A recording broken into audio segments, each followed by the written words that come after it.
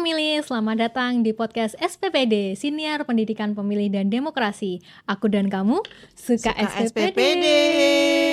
Oke teman pemilih, pada episode kali ini kita akan membahas peran penting bagian keuangan umum dan logistik KPU Kabupaten Kendal. Bisa dibilang bagian ini tuh bagian paling penting sebelum, saat, dan pasca pemilihan agar pemilu berjalan dengan lancar. Bersama saya saat ini ada Kepala Sub Bagian Keuangan Umum dan Logistik atau KUL, Ibu Triana Widyastuti. Selamat datang Ibu. Selamat datang. Terima kasih Mbak Nasya. Oke, kita hari ini mau ngobrolin tentang divisi Ibu ya. Ya. Boleh, oke teman pemilih nggak pakai lama, saya Nasya. Inilah podcast SPPD. Aku dan kamu suka SPPD. Mari kita mulai. Boleh diperkenalkan terlebih dahulu ke teman pemilih nih Bu, sejak kapan Bu Triana ini mengemban tugas sebagai Kasubag-Kul di KPU Kabupaten Kendal dan membawahi berapa staf Ibu? Ya. Halo teman pemilih, saya Triana Widyastuti, saya Kasubag-Kul di KPU Kabupaten Kendal. Pertama kali saya masuk di KPU Kabupaten Kendal itu tahun 2010, masuk di Subag TP dan Hubmas. Kemudian di tahun 2015 saya pindah ke bagian keuangan. Di sana saya sebagai bendahara pengeluaran. Kemudian di tahun 2024 saya diangkat menjadi Kasubag-Kul di KPU Kabupaten Kendal. Di KPU Kabupaten Kendal ini di Subag-Kul saya membawai 14 staf. 14 staf itu paling banyak ya Mbak Nasya di Subag-Kul ini. Itu masing-masing stafnya mempunyai tugas yang berbeda-beda. Ada pengelola keuangan, itu terdiri dari bendahara dan staf pengelola keuangan. Kemudian ada pengelola BMN yang bertugas menangani aset dan memelihara BMN. BMN itu sendiri kepanjangan dari barang milik negara. Kemudian ada yang bertugas sebagai arsiparis yang mengurusi tentang persuratan dan arsip yang ada di KPU Kendal. Kemudian ada yang bertugas sebagai mengelola perkantoran atau ATK, menyediakan ATK dan keperluan yang ada di perkantoran di KPU Kabupaten Kendal. Ada juga yang bertugas sebagai driver, kemudian sebagai keamanan atau jaga saksana yang disebutnya di KPU. Kemudian yang terakhir adalah sebagai OB atau untuk memelihara kebersihan perkantoran dan lingkungan di sekitar KPU. Cukup banyak ya Mbak Nasya ya? Banyak banget nih Bu. Ini waktu pertama kali mimpin KUL ini apa yang paling bikin kaget Bu Triana nih? Waktu pertama kali jadi Kasubag-Kul yang paling bikin kaget itu ternyata kerjaannya banyak banget ya Mbak Nasya ya. Ternyata dulu saya mikirnya itu hanya di keuangan aja pokoknya. Ternyata harus menangani masalah umum perkantoran, menangani arsip dokumen yang ada di KPU, kemudian juga pada puncaknya harus mendata ketika tahapan pemilu dimulai harus mendata kebutuhan dan menyiapkan logistik yang akan digunakan pada saat pemilu dan pemilihan nanti. Jadi ternyata tugasnya banyak sekali, bukan hanya keuangan aja. Yang bikin kaget tugasnya seabrik gitu ya Bu ya. Iya. Oke, ini kalau ngomong-ngomong tentang keuangan nih Bu, kan banyak orang nih, wah takut nih, apa itu bagian keuangan? Sebenarnya kerjaan bagian dari keuangan itu seserem itukah? Keuangan itu menjadi hal yang seram karena seringkali berhubungan dengan pihak pemeriksa mungkin ya Mbak Nasya ya. Kalau di KPU sendiri pihak pemeriksanya ada yang intern dari Inspektorat KPU RI dan juga dari pihak luar, biasanya itu dari BPK-RI.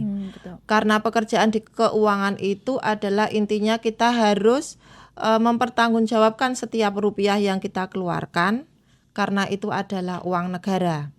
Nah, tetapi Mbak Nasya, jika kita di keuangan memegang teguh aturan-aturan yang berlaku dan selalu menyimpan bukti-bukti belanja dengan pengadministrasian dan mencatatnya dengan yang baik, insya Allah keuangan tidak akan seseram yang dibayangkan orang.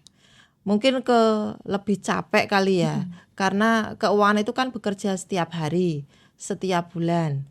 Karena kantor itu harus selalu berjalan karena kita harus selalu mengeluarkan uang gitu.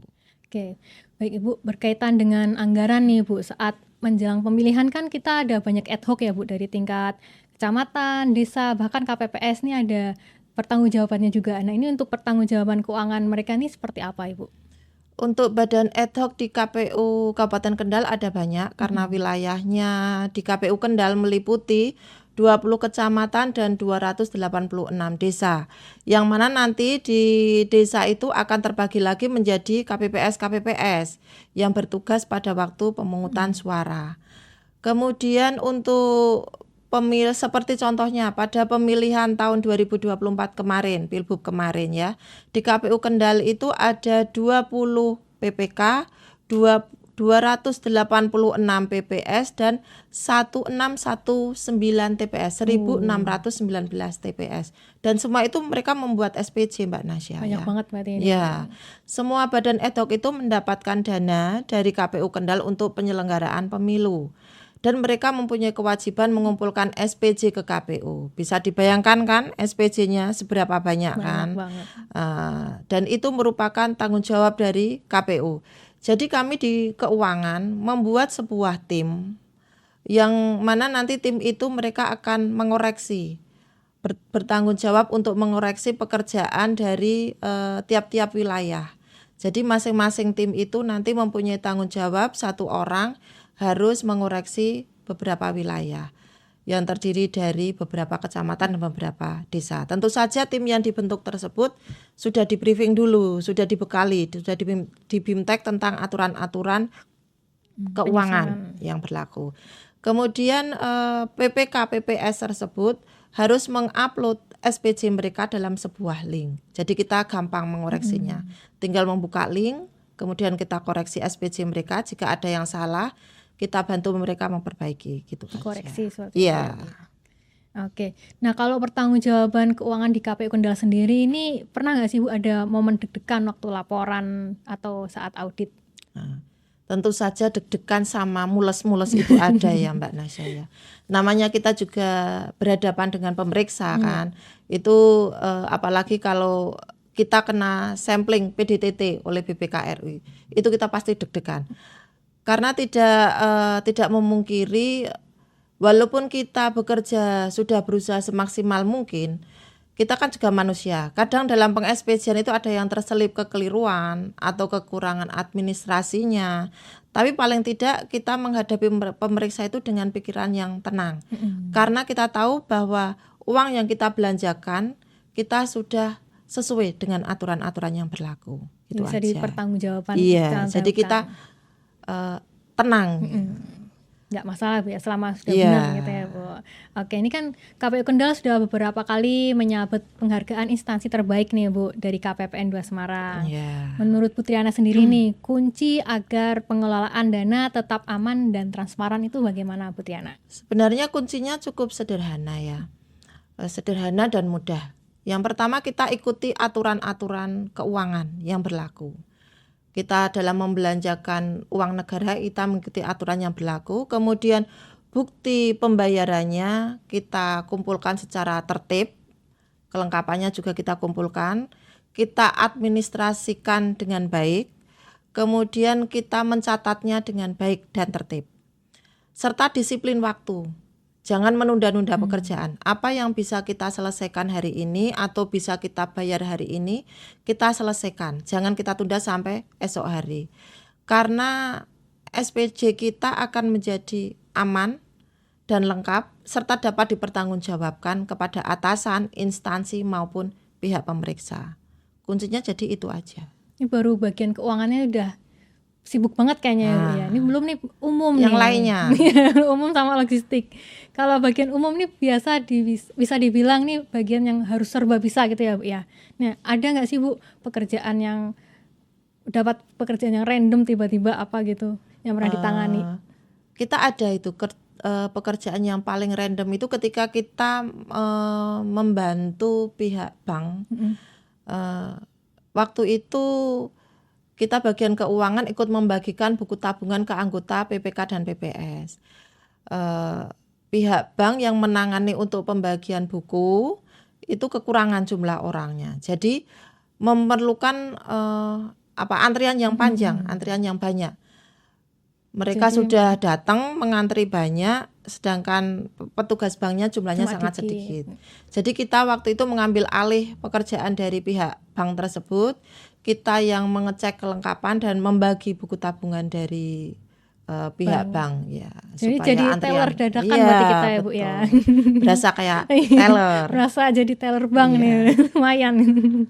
Oke, ini kalau bagian umum itu sehari aja nggak ada nih Bu. Kira-kira kantor bakal kayak gimana sih Bu? Kalau misalnya ya Mbak Nasya ya, bagian cool kita cuti berjamaah 1 hari ya. Yang pasti jadi rame ya kantornya. Kantornya kotor, berantakan, nggak ada yang bersihin. Kalau kertas habis atau pulpen habis, mau minta nggak bisa karena petugasnya cuti. Galon minum habis, mau minum juga nggak bisa kan. Soalnya nggak ada yang beliin. Kemudian misalnya token listrik habis, juga nggak bisa kerja kita karena nggak ada yang membeliin itu. Misalnya ada rapat mendadak di KPU, juga nggak bisa karena nggak ada yang Nganterin.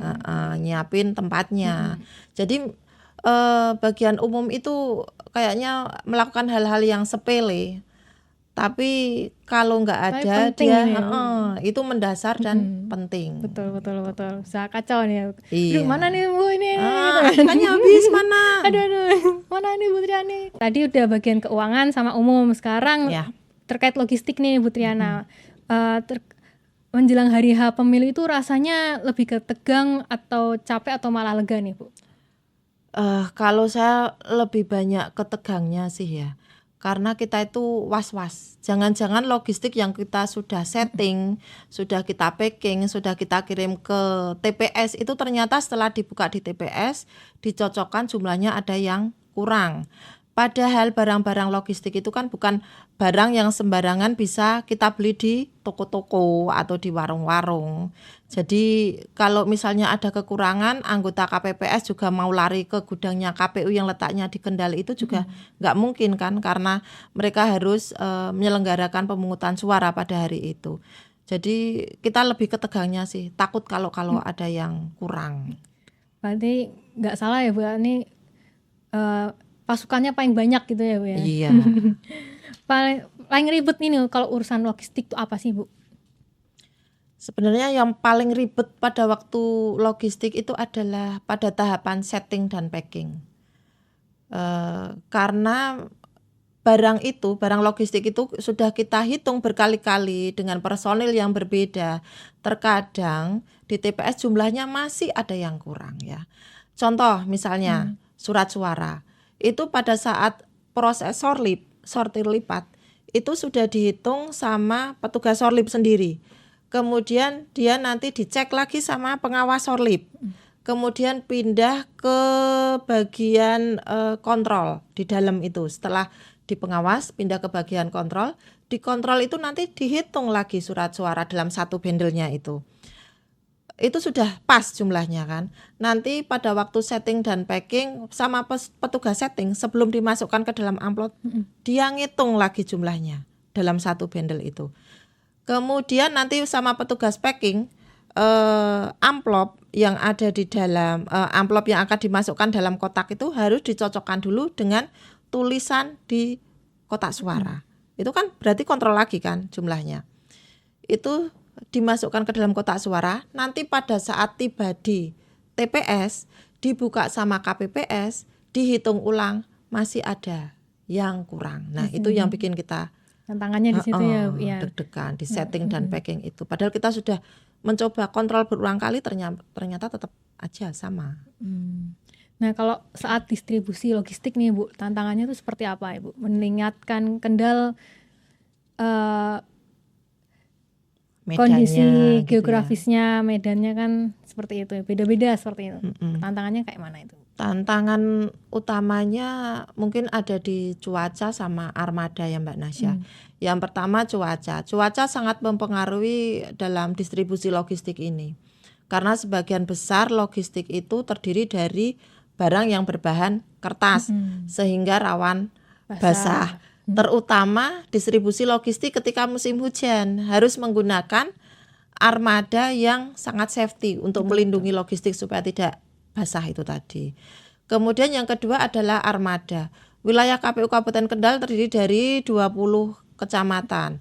20 kecamatan itu ada yang di daerah pegunungan, juga ada yang di daerah pesisir. Jadi kalau armadanya sedikit nanti membutuhkan waktu yang lama, antreannya harus lama. Menunggu dari yang gunung datang untuk mengantar ke yang pesisir itu membutuhkan suatu waktu yang lama. Jadi lebih baik kalau armadanya cukup banyak. Kayak dikejar waktu juga Iya, ya. betul. Oke, untuk pertanyaan terakhir untuk Putriana nih. Setelah tahapan pemilu itu kertas surat suaranya itu diapakan sih Bu? Surat suara yang telah digunakan pada waktu pemilu harus menunggu jadwal retensinya habis dulu untuk kemudian dimusnahkan. Pemusnahannya menggunakan proses lelang melalui KPKNL. Kalau KPU Kendal menggunakan KPKNL Pekalongan. Jadi prosesnya mengajukan izin dulu ke ANRI melalui KPU RI. Kemudian setelah izinnya keluar dari KPU RI, dari ANRI, kemudian dilakukan proses pemusnahan melalui KPKNL. Surat suara yang dimenangkan oleh pemenang lelang itu tidak boleh digunakan secara utuh ya, surat suara berbentuk utuh itu, tetapi dia harus dilebur atau dihancurkan, baru bisa digunakan oleh pemenang lelang. Oh, seperti itu berarti enggak. Iya, enggak boleh utuhan itu untuk buntel kacang atau apa, enggak boleh itu. Bungkus gorengan gitu ya. Ketahuan nanti. Iya, enggak boleh itu. Gitu. Oke, ini seru banget bagian cool ini Bu. Kerjaannya banyak, stafnya juga banyak, tapi ya juga susah juga ternyata ribet banget. Tapi keuangan tadi itu pertanggungjawabannya nih Bu. Oke, Putriana terima kasih banyak nih atas waktunya udah mau mampir di SPPD. Nanti lain kali boleh mampir lagi ya Bu ya. Iya. Oke. Baik teman pemilih, itu tadi obrolan kita pada episode kali ini. Jangan lupa subscribe, like, dan share YouTube channel kita, dan follow akun media KPU Kabupaten Kendal juga ya, agar tidak ketinggalan berita-berita menarik lainnya. Terima kasih teman pemilih, sampai jumpa, dadah.